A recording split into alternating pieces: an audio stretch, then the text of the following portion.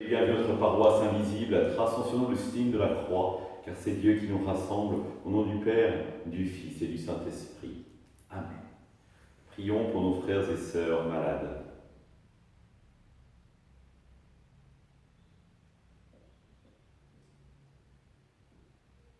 Prions pour tous les soignants et ceux qui œuvrent pour le bien commun.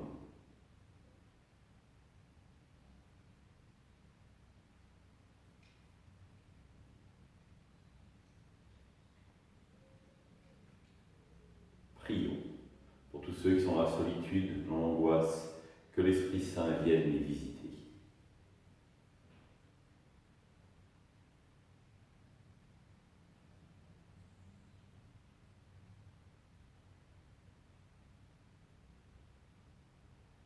Pour montrer notre communion, je vais maintenant allumer cette bougie au cierge pascal.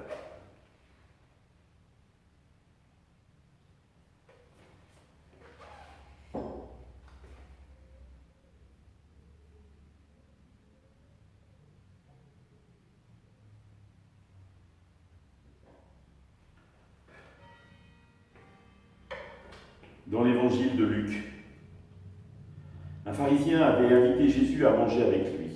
Jésus entra chez lui et prit place à table. Survint une femme de la ville, une pécheresse. Ayant appris que Jésus était attablé dans la maison du pharisien, elle avait apporté un flacon d'albâtre contenant un parfum.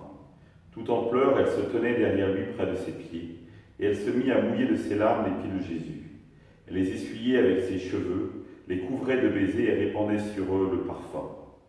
En voyant cela, le pharisien qui avait invité Jésus se dit en lui-même, « Si cet homme était prophète, il saurait qui est cette femme qui le touche et qu'elle est une pécheresse. » Jésus, prenant la parole, lui dit, « Simon, j'ai quelque chose à te dire. » « Parle, maître. » Jésus reprit, « Un créancier avait 2 débiteurs. Le premier lui devait 500 pièces d'argent, l'autre 50.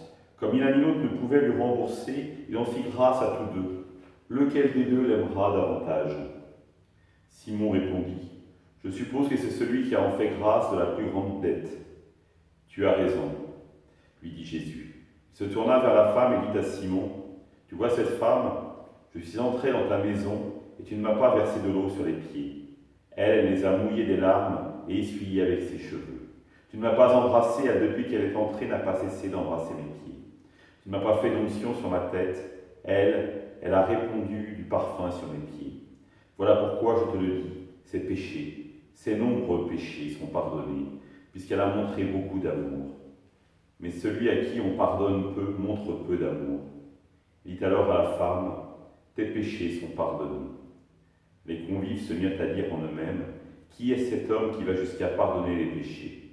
Jésus dit alors à la femme, « Ta foi t'a sauvée, va en paix. » Acclamons la parole de Dieu, louange à toi, Seigneur Jésus.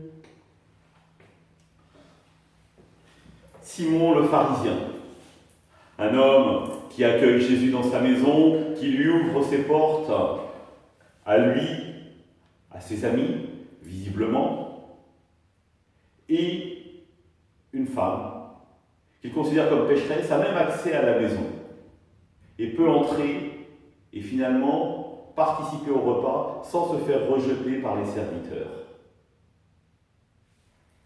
Mais le cœur de Simon n'est pas pur. Il se pose des questions sur Jésus, pas sur la femme. Il sait que c'est une pécheresse.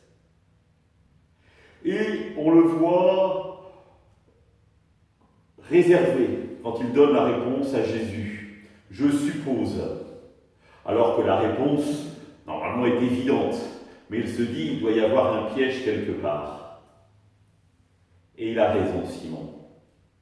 Car le piège n'est pas dans la réponse, elle est dans la question elle-même.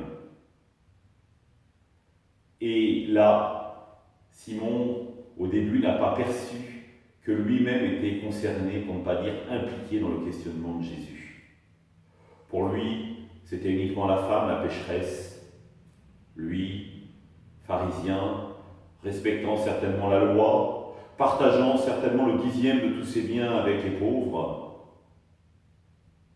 se pensaient justes. Et Jésus remet en cause son sens de l'hospitalité. Terrible pour un juif de recevoir devant ses amis, devant ses connaissances, le rabbi de Nazareth qui lui fait remarquer ses limites, et non seulement les fait remarquer, mais il les fait remarquer par rapport à la loi. C'est-à-dire qu'il lui dit, ton rapport à la loi n'est pas forcément aussi pur que tu ne le pensais. Mais ce qui est intéressant, c'est que Jésus veut montrer à Simon que tout dépend de Dieu. Qu'être juste, être pur, ce n'est pas un donné, c'est un donné, pardon. Ce n'est pas nous qui l'acquérons. C'est Dieu lui-même qui, parce qu'il nous aime, peut véritablement nous pardonner, nous ajuster à lui. Et le juste, c'est celui qui, par l'Esprit Saint, se laisse ajuster à Dieu. Je suis toujours marqué quand des gens, dans des célébrations pénitentielles, il y a des personnes qui viennent et qui me disent je viens me confesser, mais je ne sais pas trop quoi dire. Je dis extraordinaire, si vous êtes juste non pécheur, de fait, vous n'avez pas besoin de vous confesser. Alors là, immédiatement, la personne se reprend et dit si, je suis sûr que je suis pécheur, mais je ne sais pas où. Et immédiatement, ma réponse revient d'abord, où voyez-vous l'amour de Dieu dans votre vie? Et souvent, la personne ne la voit pas. Il faut d'abord aider la personne à percevoir l'amour de Dieu, présent au cœur de sa vie, pour qu'elle réalise à ce moment-là les difficultés qu'elle a à son tour à aimer en réponse à cet amour qu'elle reçoit en plénitude. Et c'est, je crois, le cas pour chacun d'entre nous. Plus nous percevrons l'amour de Dieu, plus nous nous sentirons aimés, plus nous découvrirons notre incapacité à aimer en vérité. Le saint, ce n'est pas celui qui est parfait. C'est celui qui perçoit tellement l'amour de Dieu au cœur de sa vie qu'il réalise que sa réponse ne sera jamais ajustée et qu'il doit nécessairement avoir besoin de l'Esprit Saint pour pouvoir aimer à son tour. Alors oui, frères et sœurs, aujourd'hui, ouvrons les yeux pour percevoir l'amour de Dieu au cœur de notre vie. Et ainsi, nous découvrirons nos difficultés à aimer. Ensemble, nous prions. Notre Père, qui es aux cieux, que ton nom soit sanctifié, que ton règne vienne, que ta volonté soit faite sur la terre comme au ciel. Donne-nous aujourd'hui notre pain de ce jour. Pardonne-nous nos offenses, comme nous pardonnons aussi à ceux qui nous ont offensés. Et ne nous laisse pas entrer en tentation, mais délivre-nous du mal. Et que le Seigneur nous bénisse, qu'il nous accompagne notre journée et nous garde dans la paix. Au nom du Père, du Fils et du Saint-Esprit. Amen. Je vous rappelle que notre rentrée paroissiale a été annulée. Je vous invite à aller grandement à la célébration d'accueil et d'installation de Monseigneur Laurent, qui vient nous rejoindre.